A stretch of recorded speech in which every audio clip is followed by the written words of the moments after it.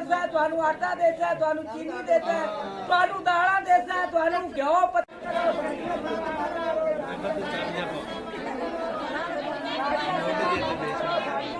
भाई धोखा किया गया। आख्या गया भी वजीर आजम की तरफों चीनी पत्ती दाला आटा देसा है ते साडे नां दियां सिम्मां कढ के ते लोगों को पता नहीं कितने दिती जाने कितने नहीं फराड होया साडे नाल। गरीब बंदे है इन्हों ने साडे इस लारे ते आटा आख देवांगे दोनों खर्चा देवांगे राशन देवांगे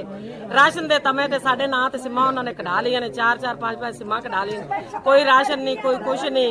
ठगी ला लई ने असीं भी अस कर किसी दी धीआं भैणां से सानू आदियां धीआं भैणां मावां भैणां समझदे